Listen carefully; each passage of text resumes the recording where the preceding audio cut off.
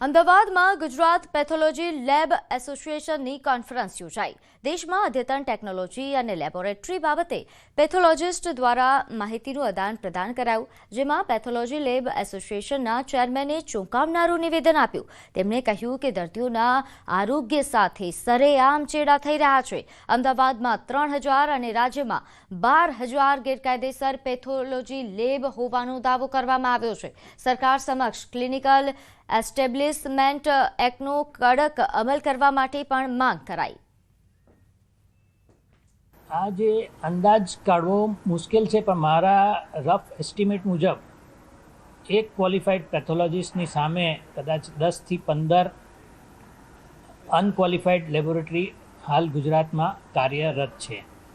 હવે આપણી સરકાર ક્લિનિકલ એસ્ટાબ્લિશમેન્ટ એક્ટ લાવી રહી છે। એમાં દરેક લેબોરેટરી, દરેક હોસ્પિટલોએ રજિસ્ટર કરાવવાનું હોય છે। એ 31 માર્ચ પહેલાં એ બધી રજિસ્ટ્રેશન થઈ જશે, તો ઇનડાયરેક્ટલી આ બધી જે ગેરકાયદે લેબોરેટરી છે એના પર લગામ આવી શકે છે। એઆઈના માધ્યમથી આખું જે મેડિકલ ફેટર્નિટી જે છે એ ઘણો બધો ચેન્જ થઈ જશે। એટલે ફ્યુચર એના ઉપર જ એઆઈથી ડાયગ્નોસિસથી માંડીને ટ્રીટમેન્ટ, જીન થેરેપી આવશે। એના લીધે દાખલા તરીકે ટાર્ગેટેડ થેરેપી થઈ જશે। જીઆઈએસએફએસના ભરતી કૌભાંડની તટસ્થ તપાસ કરવા પ્રધાનમંત્રી કાર્યાલયથી ગુજરાતના મુખ્ય સચિવને હુકમ। જીઆઈએસએફએસ તાત્કાલિન સીઈઓએ નિયમો વિરુદ્ધ લાયકાત વગરના લોકોની પૈસા લઈને ભરતી કરી હતી। આ ભરતી કૌભાંડમાં સંડોવાયેલા મુખ્ય સૂત્રધારની હજુ સુધી ધરપકડ નથી થઈ। 1000 કરતાં વધારે ગાર્ડની પૈસા લઈને ગેરકાયદેસર ભરતી કરનાર પર કાર્યવાહી કરવા જીઆઈએસએફએસના જવાન માવજીભાઈ સરવૈયાએ રજૂઆત કરી હતી। પ્રધાનમંત્રીને પત્ર લખીને ભરતી કૌભાંડના પુરાવાઓ સાથે રજૂઆત કરવામાં આવી, જેને લઈને પીએમઓ દ્વારા હવે હુકમ કરાયો છે। મહેસાણામાં સિવિલ હોસ્પિટલમાંથી ડોગ બાઇટના ચોંકાવનારા આંકડા સામે આવ્યા છે। ઉનાળા કરતાં શિયાળામાં શ્વાન કરડવાના કેસો બમણા થઈ ગયા છે। સામાન્ય રીતે એપ્રિલથી ઓક્ટોબર દરમિયાન અહીં સરેરાશ 200 થી 250 કેસ નોંધાતા હોય છે, પરંતુ શિયાળો શરૂ થતાની સાથે જ આ ગ્રાફ ઊંચો ગયો છે।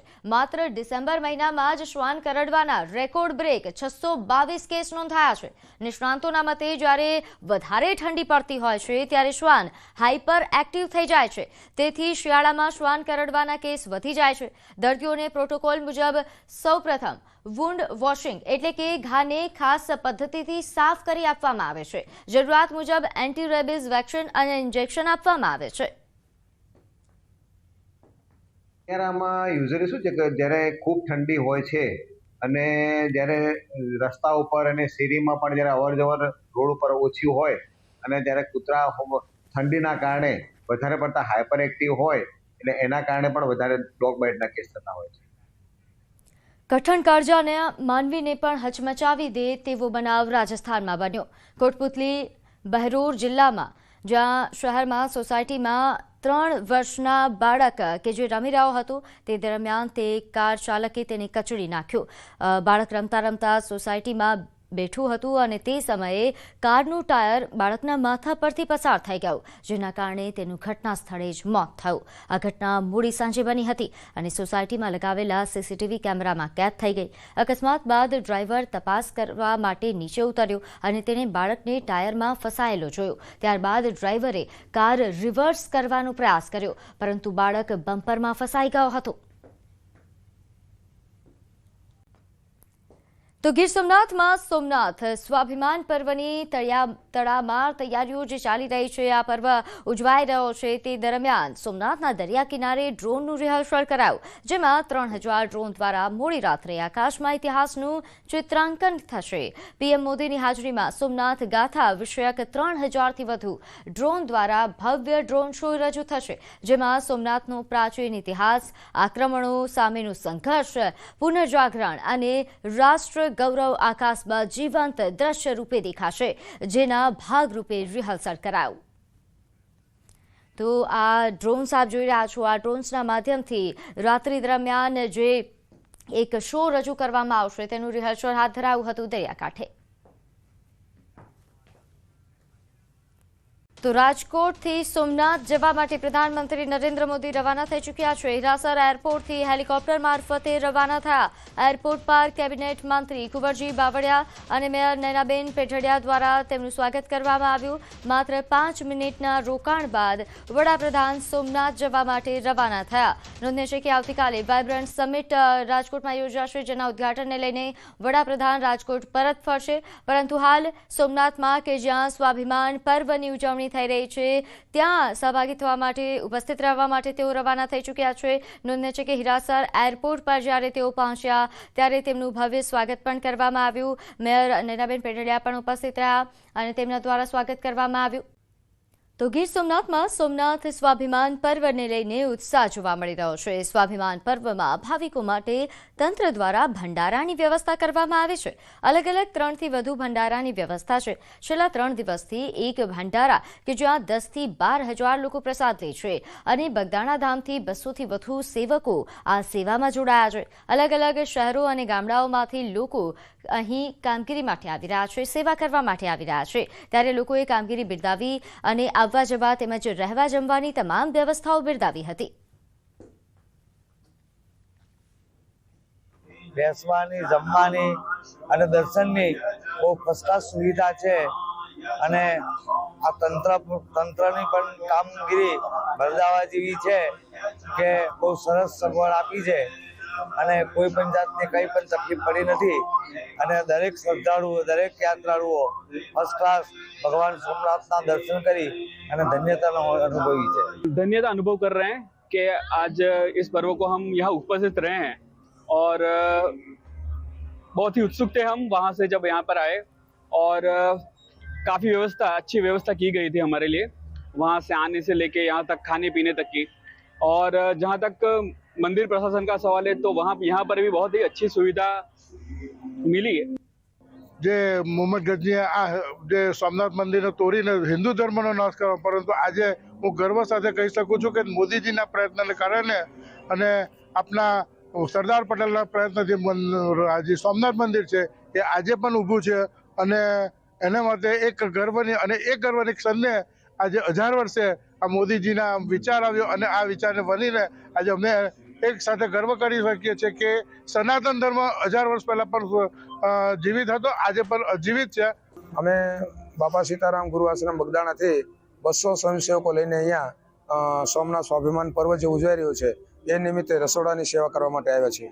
આપણા 200 સ્વયંસેવકો આવ્યા છે બગદાણાથી અને અહીંયા 3 પંડાલો છે, એ 3 જગ્યાએ આપણે બધા પંડાલો સ્વયંસેવકોને વેચી દીધા છે અને બધી જગ્યાએ છે એ આપણા સ્વયંસેવકો જ પ્રસાદ પીરસવાનું કામ કરી રહ્યા છે।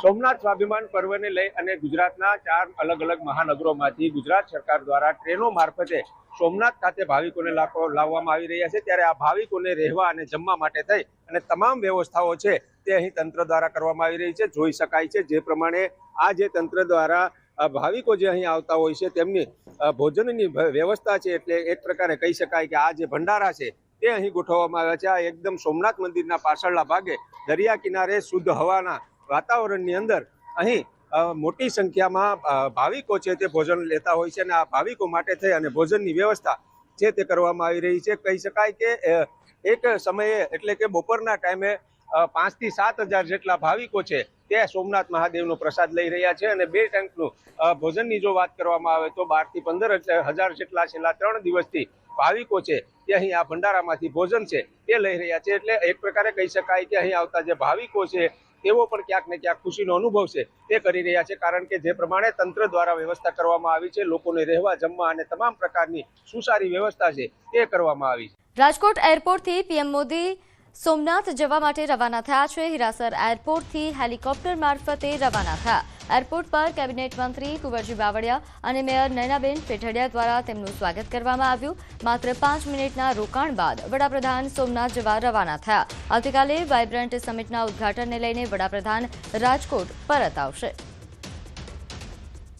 તો વધુ વિગત સાથે મારી સાથે સંવાદદાતા અંકિત જોડાઈ ગયા છે। અંકિત, પીએમ મોદી પહોંચી ચૂક્યા છે ગુજરાત, હવે સોમનાથ જવા માટે રવાના, કેવા પ્રકારની તૈયારીઓ રાજકોટમાં પણ, કારણ કે પરત આવવાના છે ગતરોજ? ચોક્કસ પ્રીતિ, ખાસ કરીને વાત કરવામાં આવે તો થોડીક વાર પૂર્વે જ દેશના વડાપ્રધાન નરેન્દ્ર મોદી છે તે રાજકોટ હિરાસર એરપોર્ટ ખાતે આવી પહોંચ્યા હતા. દિલ્હીથી વિશેષ વિમાન મારફતે તેઓ હિરાસર એરપોર્ટ ખાતે આવી પહોંચ્યા હતા ને હિરાસર એરપોર્ટ ખાતે તેમનું સ્વાગત છે તે કેબિનેટ કક્ષાના મંત્રી કુંવરજીભાઈ બાવળિયા તેમજ રાજકોટના મેયર નયનાબેન પેઢડિયા દ્વારા છે તે કરવામાં આવ્યું હતું.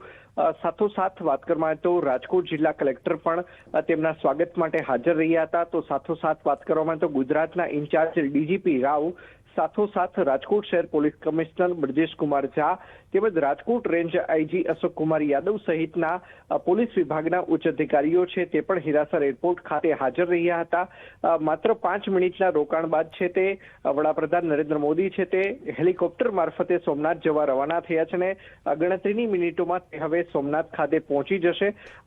સોમનાથની વાત કરવામાં તો આજરોજ તેમજ આવતીકાલે તેઓ સોમનાથ સ્વાભિમાન પર્વની અંદર ભાગ લેવાના છે તેમજ આવતીકાલે બપોરે 1 કલાક અને 20 મિનિટ બાદ તેઓ સોમનાથથી રાજકોટના બેડી માર્કેટિંગ યાર્ડ ખાતે આવી પહોંચશે ને ત્યારબાદ બેડી માર્કેટિંગ યાર્ડથી મારવાડી યુનિવર્સિટી તેઓ રોડ માર્ગે જશે ને ત્યારબાદ તેઓ એક્ઝિબિશન જે છે તેનું નિરીક્ષણ કરશે ને ત્યારબાદ જે વાઇબ્રન્ટ સમિટ છે તેનું ઇનોગ્રેશન છે તે કરશે. જી આભાર માહિતી આપવા બદલ. તો નાયબ મુખ્યમંત્રી હર્ષ સંઘવી સોમનાથ મંદિર પહોંચ્યા. મંત્રી જીતુ વાઘાણી સાથે હર્ષ સંઘવીએ પગપાળા વિસ્તારનો ચિતાર પણ મેળવ્યો. મંદિર અને આસપાસની તમામ વ્યવસ્થાઓ નિહાળી. કૌશિક વેકરિયા, મુળુભાઈ બેરા અને ગીર સોમનાથના સાંસદ રાજેશ ચુડાસમા પણ હાજર રહ્યા. જે તે વખતે જે હુમલો કરવાનો પ્રયાસ થયો, આપણો મહાદેવ અને એનો જીર્ણોદ્ધાર અખંડ રહ્યા. આ ઉર્જાના આ પ્રકારના જાપથી આપણા ભારત ઉપર માનની મોદી સરકાર નેતૃત્વની અંદર ક્યારે કોઈ પણ એનો ખાંડો ન ફેરવી શકે એ પ્રકારની ઉર્જા, એ પ્રકારનું આધ્યાત્મિક, એ પ્રકારનું વાતાવરણ હું સૌને અભિનંદન આપું છું. તો આજથી પ્રધાનમંત્રી મોદી 3 દિવસ ગુજરાત પ્રવાસે છે. પીએમ મોદી સોમનાથમાં ઓમકાર મંત્ર જાપમાં ભાગ લેશે. પીએમ મોદી રાત્રે સોમનાથ મંદિરમાં ડ્રોન શો પણ નિહાળશે, જે બાદ રાત્રિ રોકાણ પણ સોમનાથમાં રહેશે. મંદિર પરિસર બહાર પોલીસનો ચાંપતો બંદોબસ્ત ગોઠવી દેવામાં આવ્યો છે. નરેન્દ્ર મોદી ગુજરાતના 3 દિવસના પ્રવાસે છે. તેમાં સૌથી પહેલા વાત કરીએ તો 2 દિવસ જે સોમનાથના દાદાના દર્શન જે છે તે અલગ અલગ કાર્યક્રમો છે તેમાં હાજરી આપશે. ખાસ કરી આજની વાત કરીએ તો આજે જે છેલ્લા 72 કલાકથી અખંડ ઓમકાર શંખનાદ થઈ રહ્યો છે તેના ભાગમાં જોડાશે. સાથે સાથે ત્યારબાદ જે છે તે રાત્રિ રોકાણ પણ સોમનાથ ખાતે જ કરવામાં આવશે અને ડ્રોન શો જે છે મંદિર ખાતે તે પણ નિહાળશે. અહીં આપ દ્રશ્યો જોઈ શકો છો, ખૂબ જ મોટી સંખ્યામાં પોલીસ બંદોબસ્તની સાથે સાથે ડોગ સ્કોડ જે છે, BDDSની ટીમ જે છે તે તૈનાત કરવામાં આવી છે. આસપાસના તમામ જગ્યાએ અત્યારે હાલ જે છે તે સુરક્ષાની બાબતે ચકાસણી કરવામાં આવી રહી છે. મહત્વનું છે કે જિલ્લાભરની પોલીસ સિવાય અન્ય બહારથી પણ પોલીસ જે છે તે સુરક્ષાના કાર્યો મંગાવવામાં આવી છે. પ્રધાનમંત્રી નરેન્દ્ર મોદી આજે 8 વાગે બરાબર સોમનાથ મંદિરના દર્શન આવશે અને ત્યારબાદ આ મંત્રો જાપ જે છે તેમાં ભાગ લેશે.